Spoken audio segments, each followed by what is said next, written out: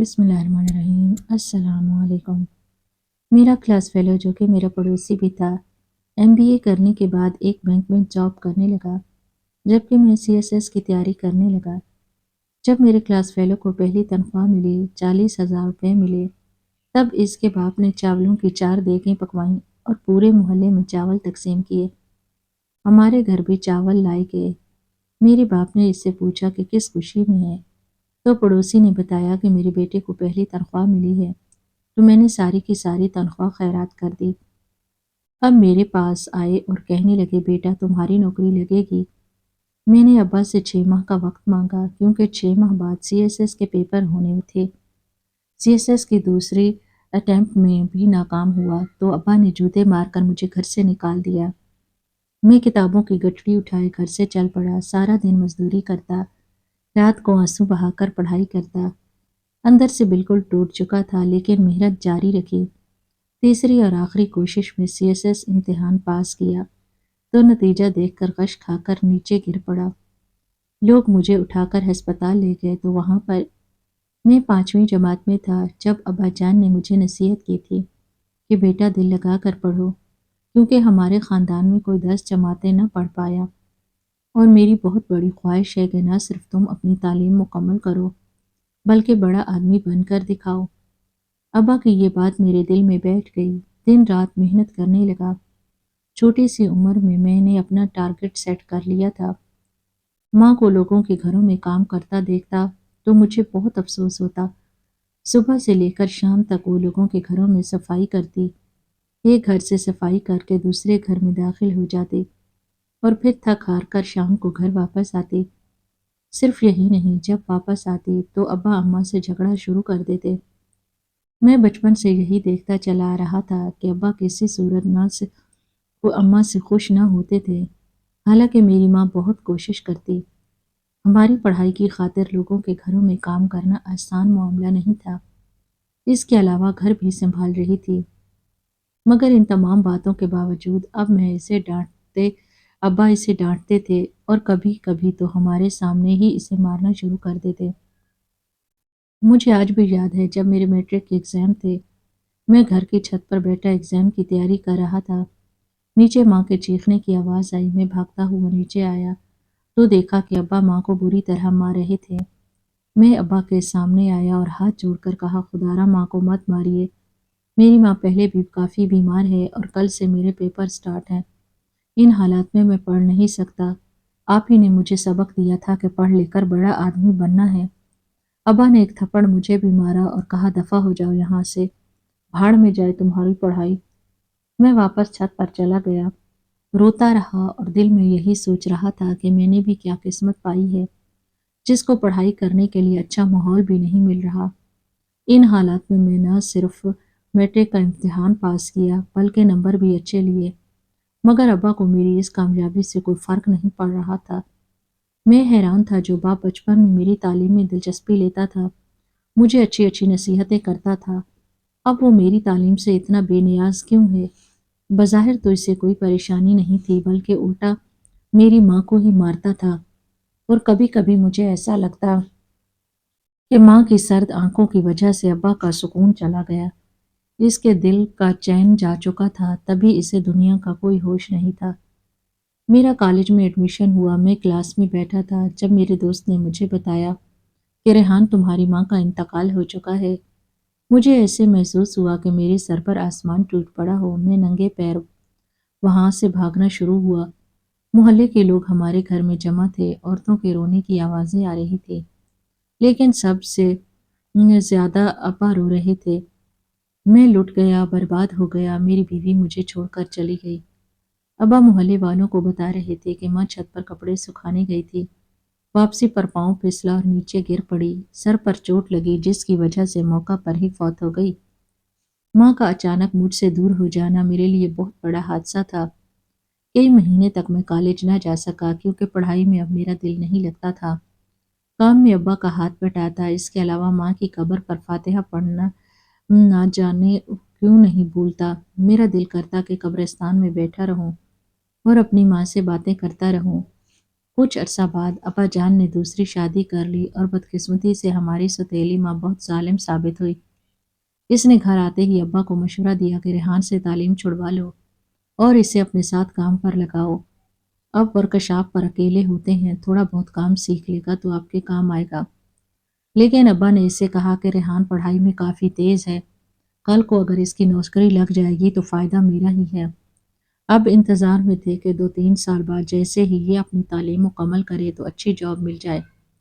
مگر بی اے کے ایگزام کے بعد میں نے پڑھائی کے ساتھ ساتھ CSS کی تیاری بھی شروع کر دی تھی۔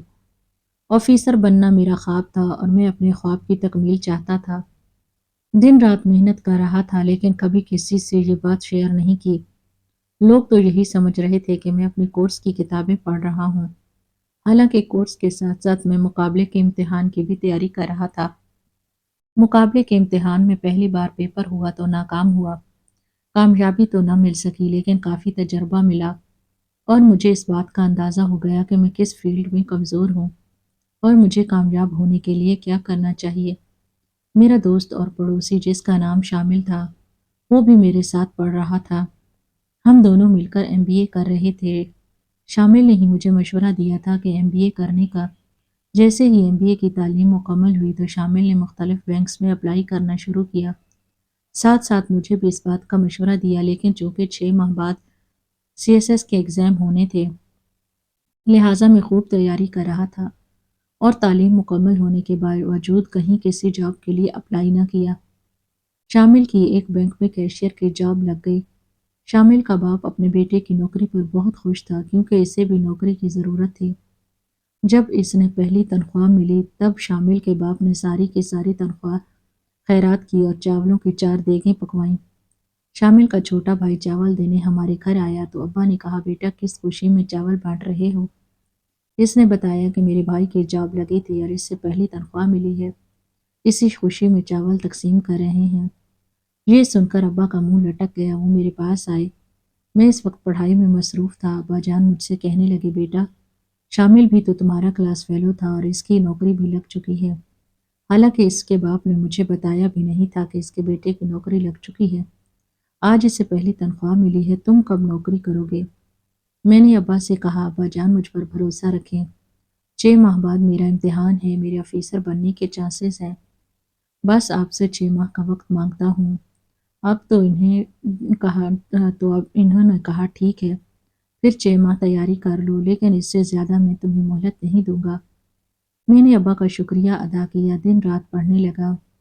یہ میرا دوسرا چانس تھا اور میری تیاری بھی بہت اچھی تھی۔ اس کے بعد میں دوسری بار CSS کے ایگزام میں اپیئر ہوا۔ تحریری امتحان میں کامیابی حاصل ہوئی مگر انٹرویو کلیئر نہ کر پایا۔ تحریری امتحان پاس کرنا میرے لیے بہت بڑی بات تھی۔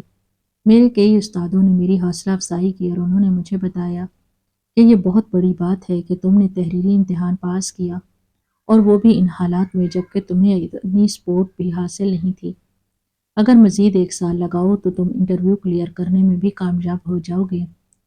میں بھی یہی سمجھتا تھا کہ مجھے اگر مزید موقع دیا جائے تو میں اس بار کامیاب ہو جاؤں گا، لیکن مجھے پریشانی ابا کے بارے میں تھی کیونکہ ابا میری جاب کے لیے بےتاب تھے۔ اسی دوران ابا کی ملاقات شامل سے ہوئی۔ وہ اپنی بائک پر بینک سے واپس آ رہا تھا تو ابا نے اس سے لفٹ مانگی۔ سفر کے دوران شامل نے ابا کو ایک بات بتائی جس کی وجہ سے ابا کا پارا ہائی ہو گیا۔ شامل نے ابا سے پوچھا کہ آپ کا بیٹا جاب کیوں نہیں کر رہا؟ ابا نے اسے جواب دیا کہ بیٹا وہ کسی امتحان کی تیاری میں مصروف ہے اور کہہ رہا ہے کہ بہت بڑا آدمی بنے گا۔ شامل نے حسد میں آ کر ابا سے کہا کہ آپ کا بیٹا بہت بڑی غلطی کر رہا ہے، وہ آپ کو بیوقوف بنا رہا ہے۔ جس امتحان کی وہ تیاری کر رہا ہے یہ ملک کا سب سے مشکل ترین ایگزام ہے اور آپ میری بات کا یقین مانیں وہ کسی صورت کامیاب نہیں ہوگا۔ یہ پہلی بار نہیں بلکہ دوسری بار وہ امتحان دے رہا ہے اور اب تک کامیاب نہیں ہوا۔ اس کے علاوہ ابا کو یہ بھی بتایا کہ جب میں نے جاب کے لیے اپلائی کیا تھا تب میں نے ریحان سے بھی کہا تھا کہ تم بھی اپلائی کرو، غریب گھر کے لڑکے ہو، 4 پیسے گھر آ جائیں گے تو گھر کے حالات تبدیل ہو جائیں گے۔ مگر اس کے باوجود آپ کے بیٹے نے جاب کے لیے اپلائی نہیں کیا اور کہنے لگا یہ چھوٹی موٹی جاب میں نہیں کرنے والا بلکہ میں بڑا آفیسر بننا چاہتا ہوں۔ انکل اب آپ خود بتائیں، اس ملک میں بڑا آفیسر بننا کون سا آسان کام ہے؟ ہر طرف رشوت کا بازار گرم ہے، بغیر پیسے کے تو اب کوئی بڑی پوسٹ نہیں ملنے والی۔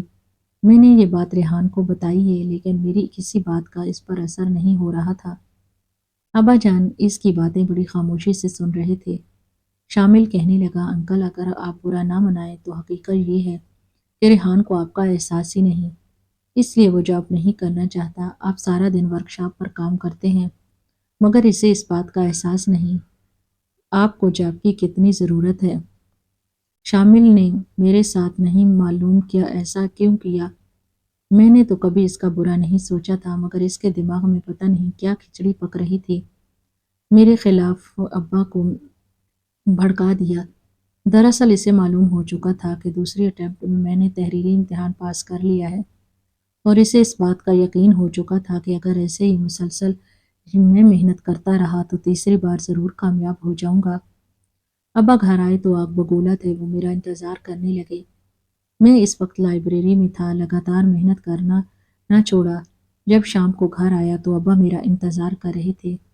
مجھ سے کہنے لگے، بن گئے بڑے آدمی، بتاؤ تمہارے امتحان کا کیا بنا؟ میں نے ابا سے کہا کہ ایک قدم آگے بڑھ چکا ہوں، میں تحریری امتحان میں کامیاب ہو گیا تھا، لیکن انٹرویو پاس نہ کر پایا۔ بس اب مجھ پر بھروسہ رکھیں، میں چھوٹی موٹی جاب بھی کروں گا، ساتھ ساتھ اپنی تیاری جاری رکھوں گا۔ مگر ابا نے آؤ دیکھا نہ تاؤ مجھے ڈنڈوں سے مارنا شروع ہوا۔ اب باقی آواز سن کر سارا محلہ اکٹھا ہو گیا۔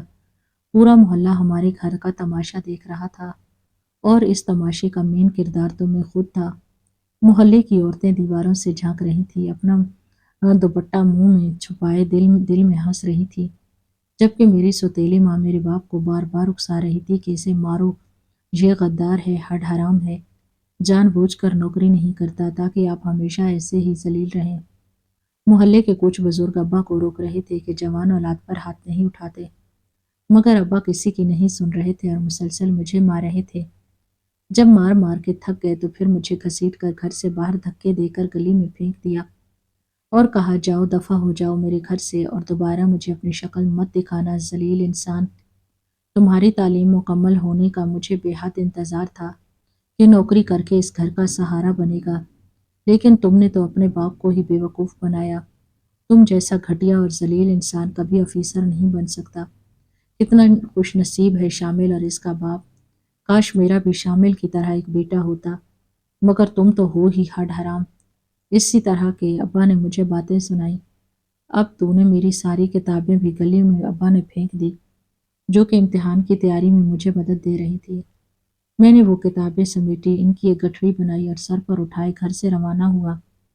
جب میں گھر سے جا رہا تھا تو ابا نے مجھے دوبارہ یاد دلایا کہ اب جو بھی ہو جائے تم نے واپس گھر نہیں آنا۔ میں کسی صورت گھر نہیں چھوڑنا چاہتا تھا، لیکن اب میری مجبوری تھی۔ اس گھر میں ایک شخصیت ہی مجھ سے پیار کرتی تھی، اور وہ تھی میری ماں، جو اب دنیا چھوڑ کے جا چکی تھی۔ میں روتا ہوا گھر سے باہر نکلا اور سیدھا ماں کی قبر پر گیا۔ کافی دیر تک میں ماں کی قبر پر بیٹھا روتا رہا، ان سے باتیں کرتا رہا، اپنے دل کے حالات بیان کرتا رہا۔ کافی دیر تک میں قبرستان پر اپنی ماں کی قبر پر بیٹھا رہا۔ مجھے نہیں معلوم تھا کہ مجھے کب نیند آئی۔ رات کا اندھیرا چھا چکا تھا جب گورکن نے مجھے اٹھایا، مجھے نیند سے بیدار کیا۔ مجھے نہیں معلوم کہ اب میرا ٹھکانہ کہاں ہے، لیکن یہ پتہ تھا کہ اب میں نے گھر واپس نہیں جانا۔ ابا نے مجھے بہت مارا تھا۔ میں جوان تھا، چاہتا تو ابا کا ہاتھ رک سکتا تھا، لیکن میں نے ایسا نہ کیا۔ میں نے زندگی میں ابا سے اونچی آواز میں بات تک نہیں کی تھی۔ مجھے ایک سہارے کی ضرورت تھی۔ سوچنے لگا کس کے پاس جاؤں۔ نہ چاہتے ہوئے بھی میں شامل کے پاس گیا۔ میں جانتا تھا کہ ان کا ایک کرائے کا مکان ہے جو کافی عرصے سے خالی پڑا تھا۔ میں نے شامل سے درخواست کی کہ کرائے کے مکان میں مجھے رہنے کی اجازت دے دو۔ تم تو جانتے ہو کہ ابا نے میرے ساتھ کیا کیا ہے۔ تم میرے بچپن کے دوست تھے، اور مشکل کی اس گھڑی میں تمہاری ضرورت ہے مجھے۔ شامل نے کہا، میں ابا سے پوچھ کر تمہیں بتاتا ہوں، کیونکہ ابا کی اجازت کے بغیر تو میں تمہیں اس مکان میں رہنے کی اجازت نہیں دے سکتا، کیونکہ ابا مجھ پر خفا ہو جائیں گے۔ تھوڑی دیر بعد وہ گھر میں داخل ہوا اور پھر واپس آ کر مجھے بتایا کہ ابا نے مجھے منع کیا ہے۔ پتہ نہیں اس نے اپنے باپ سے بات کی تھی یا نہیں، لیکن اس نے مجھے کہا کہ میں مجبور ہوں۔ اب وہ مکان کرائے پر دینے والے ہیں، اور اس کا کرایہ 10,000 ماہانہ ہے۔ اگر تم 10,000 ماہانہ دے سکتے ہو تو وہ مکان میں تمہیں کرائے پر دینے کے لیے تیار ہوں۔ میں چپ چاپ وہاں سے واپس چلا گیا کیونکہ میری جیب میں تو پھوٹی کوڑی تک نہیں تھی۔ رو بھی رہا تھا، ساتھ ساتھ سوچ بھی رہا تھا کہ کیسا زمانہ آ گیا ہے۔ لیکن شامل سے تو مجھے کوئی گلہ نہیں تھا۔ جب اپنا سگا باپ نے مجھے مارا اور گھر سے نکال دیا تو غیروں سے میں کون سا گلہ کر سکتا تھا بھلا۔ دن کو ایک مل میں کام کرنے لگا، سارا دن کام کرتا اور رات کو ایک پارک میں لیٹ جاتا۔ 2 راتیں تو میں انہیں پارک میں گزار لی، لیکن اس کے بعد پارک میں بھی جگہ نہ ملی کیونکہ پارک کے سیکورٹی گارڈ نے مجھے وہاں سے نکال دیا، یہ کہتے ہوئے کہ یہاں رات گزارنے کی اجازت بالکل نہیں۔ میں ایک دربار پر جا کر رہنے لگا، وہاں مجھے رہائش تو مل رہی تھی، ساتھ ساتھ لنگر میں کھانا بھی مل جاتا تھا، لیکن مسئلہ یہ تھا کہ میں یہاں پڑھائی نہیں کر سکتا تھا کیونکہ ہر وقت مزار پہ لوگوں کا رش رہتا اور شور بھی تھا۔ رات گئے تک یہاں لوگ آتے جاتے رہتے، سمجھ نہیں آ رہی تھی میں کیا کروں۔ کتابوں کی حفاظت بھی ایک بہت بڑا مسئلہ تھا کیونکہ صبح کو جیسے ہی میں مزدوری کے لیے جاتا تو مجھے کتابوں کے بارے میں پریشانی لاحق ہوتی کہ کوئی اٹھا نہ لے، کیونکہ یہی کتابیں تو میرا اثاثہ ہیں۔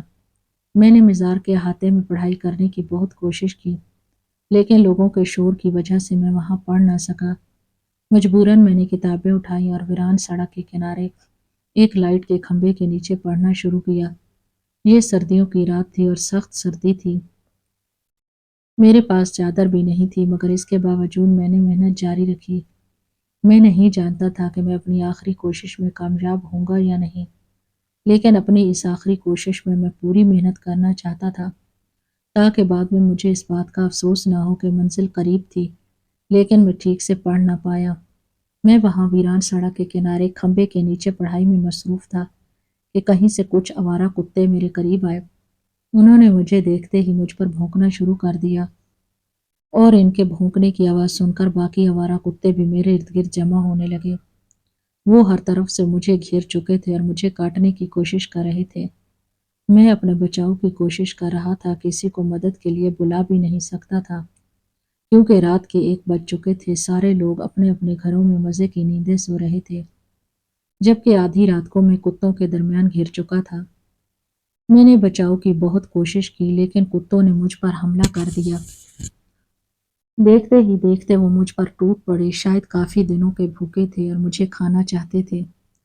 بہت کوشش کرنے کے باوجود میں اپنے آپ کو کتوں کے چنگل سے آزاد نہ کر پایا۔ میں چیخ رہا تھا، چلا رہا تھا، لیکن کوئی بھی میری مدد کو نہ آیا۔ خدا بھلا کرے مولوی صاحب کا، جو مسجد میں اس وقت تہجد کی نماز ادا کر رہے تھے۔ انہوں نے جب میری آواز سنی تو مسجد سے باہر آئے۔ دیکھا تو کتے مجھ پر حملہ آور ہو رہے تھے اور مجھے کاٹ رہے تھے۔ مولوی صاحب نے ڈنڈے کی مدد سے کتوں کو وہاں سے بھگایا اور زخمی حالت میں مجھے مسجد کے اندر لے آئے۔ پھر مجھے بیگ پر بٹھایا اور ہسپتال لے گئے۔ اس نے مجھے انجیکشن لگوایا اور اس کے علاوہ مرہم پٹی کروائی۔ واپس مجھے مسجد کی طرف لے گئے۔ وہ مجھ سے پوچھ رہے تھے کہ میں کون ہوں اور اس طرح کیسے آدھی رات کو کتوں کا شکار بنا۔ میں نے مولوی صاحب کو اپنی ساری کہانی سنائی۔ میری کہانی سن کر مولوی صاحب بھی رونے لگے، لیکن اس کے بعد مولوی صاحب نے مجھے تسلی دی اور کہا کہ پریشان ہونے کی ضرورت نہیں، تم ایک لائق انسان ہو اور اس قوم کا اثاثہ ہو۔ تم مشکل حالات میں ضرور ہو لیکن انشاءاللہ ایک نہ ایک دن ان مشکلات سے باہر نکل آؤ گے۔ پر مجھے تمہارے باپ پر افسوس ہو رہا ہے جس کو تم جیسے بیٹے کی قدر نہ ہوئی۔ اللہ تمہارے باپ کو ہدایت دے۔ مولوی صاحب نے مسجد کے ساتھ والے کمرے میں مجھے رہنے کی اجازت دے دی۔ اب رہائش کا مسئلہ تو حل ہو چکا تھا اور مولانا صاحب نے مجھے یہ بھی کہا کہ تم کھانے کی بھی فکر مت کرنا، جس طرح محلے کے لوگ مجھے کھانا دیتے ہیں تو تمہیں بھی کھانا یہاں سے مل جائے گا۔ لیکن میں نے مولوی صاحب سے یہی کہا، میں آپ پر بوجھ نہیں بننا چاہتا۔ آپ نے ان حالات میں مجھے رہائش دی، میرا علاج کروایا، یہ بھی میرے لیے بہت بڑی بات ہے۔ میں کھانا لنگر خانے سے کھا لوں گا، بس یہاں خاموشی سے اور یہاں میں اپنی پڑھائی کر سکتا ہوں۔ میں نے دوبارہ اپنی زندگی کا آغاز کیا۔ ماضی کی تلخ یادوں کو میں بھلانا چاہتا تھا کیونکہ ماضی میں میرے ساتھ کافی حادثات پیش آئے اور پڑوسن نے جو مجھے جاتے ہوئے بات بتائی تھی وہ بھی مجھے آج تک یاد ہے۔ پڑوسن نے مجھے بتایا تھا کہ تمہاری ماں کے ساتھ کوئی حادثہ پیش نہیں آیا۔ حقیقت یہ ہے کہ اس دن تمہارے باپ نے تمہاری ماں کو بہت مارا تھا۔ زندگی میں پہلی بار تمہاری ماں تمہارے باپ کے سامنے کھڑی ہو چکی تھی۔ اس نے چیخ کر کہا، قاسم علی، برداشت کی حد ہوتی ہے۔ میں پچھلے 15 سال سے تم سے مار کھا رہی ہوں۔ میں بھی انسان ہوں، اب مزید مجھ سے یہ برداشت نہیں ہوتا، اور جتنا تم مجھ پر ظلم کر رہے ہو میں تمہیں کسی صورت معاف نہیں کروں گی۔ بس یہ سننا تھا کہ تیرے باپ نے ایک ڈنڈا تیری ماں کے سر میں مارا۔ میں نہیں جانتا تھا کہ وہ تمہاری ماں کو جان سے مارنا چاہتے تھے یا نہیں، لیکن غصے میں جو ڈنڈا تمہاری ماں کے سر پہ لگا وہ نیچے زمین پر گر پڑی۔ اس وقت میں اپنی مکان کی چھت سے دیکھ رہی تھی، بس وہ آخری بار گری تھی، پھر نہ اٹھ سکی۔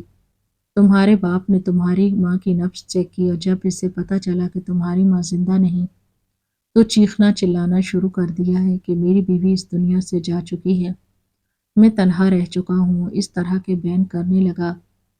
اب تو مجھ پر جتنے ظلم و ستم کیے میں برداشت کرتا رہا، لیکن جس طرح اس نے میری ماں کی جان لی یہ بات میں برداشت نہیں کر سکتا تھا، اور اسی دن سے ابا سے مجھے نفرت ہو رہی تھی کہ یہ ایسی باتیں تھیں جو مجھے سخت محنت کرنے پر اکسا رہی تھی۔ دوستوں کی بے وفائیاں میرے سامنے آ رہی تھی، وہ رشتہ دار جن کے دروازے پر میں گیا تھا کتابوں کی گٹھلی اٹھا کر تاکہ وہ مجھے رہائش دے دیں۔ میں اکیلا تھا، لیکن ان رشتہ داروں نے بھی میری مدد نہیں کی۔